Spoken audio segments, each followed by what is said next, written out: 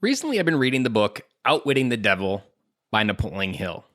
Now, if you've read this book, you know some of the message I'm about ready to give you. If you haven't, and you know about Napoleon Hill, who wrote Think and Grow Rich and interviewed some of the most successful people in the early 1920s about how they built their empires. And this book, Outwitting the Devil, was wrote in 1938 and is essentially a conversation that Napoleon Hill wrote that he was interviewing the devil. And it's a very interesting read in the context of this conversation. And it reads and listens to just like a conversation with the devil and an interview that's going on. And the devil is giving very thoughtful, impactful answers on how he uses his life and his ability to control you. Now, the best part of this book is you don't have to believe in the devil for this book and the message within it to make sense, because a lot of the message that Napoleon Hill delivers in this book is based on your own belief, which is also something we talk a lot in this podcast. So that's why I would highly recommend it if you haven't read this book. And also something to add to this book, he wrote it in 1938, but it wasn't published until 2011 for the simple reason that his family, when he wrote it, didn't want any of the publicity that would come from him saying the things that he did.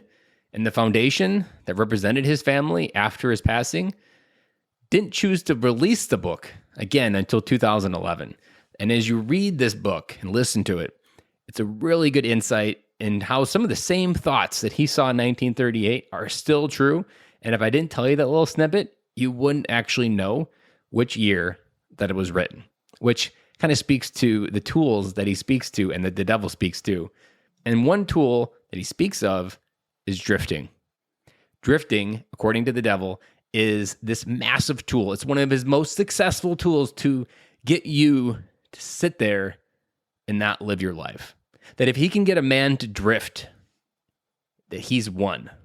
Because a drifter doesn't take action. A drifter doesn't have independent thoughts. A drifter doesn't believe he can chart his own path. A drifter is not the captain of his own soul. And a drifter is one that just goes through the motions. A drifter is on autopilot when he plays with his kids. A drifter doesn't take intention with family time. A drifter does not plan those vacations out 8-9 months out in advance. He is in moment by moment person and not in the good way. He continues to think that life is happening to him and not for him, and he doesn't understand where it's all going. Now that might have been pretty heavy. I laid it on pretty thick, so I hope some of that cut through. Because there's also a moment in this book where the devil says that I win when you lay on your deathbed and you meet the man you could have become. Guys, at the end of our life, we're going to reflect on what was really important. We're going to reflect on all the decisions that we did or did not make.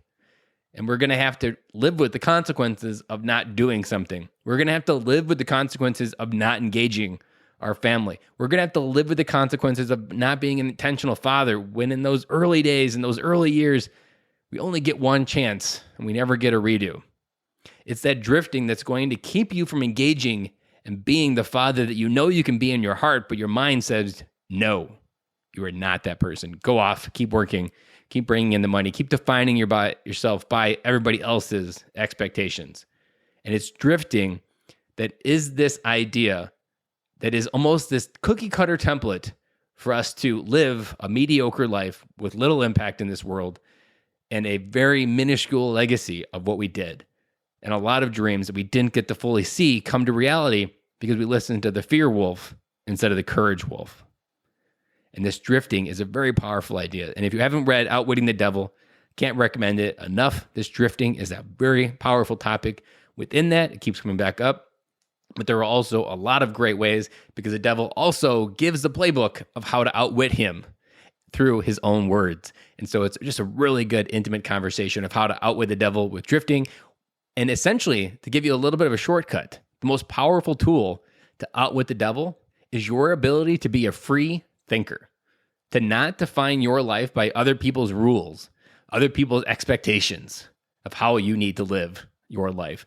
Have an independent thought. I give you permission.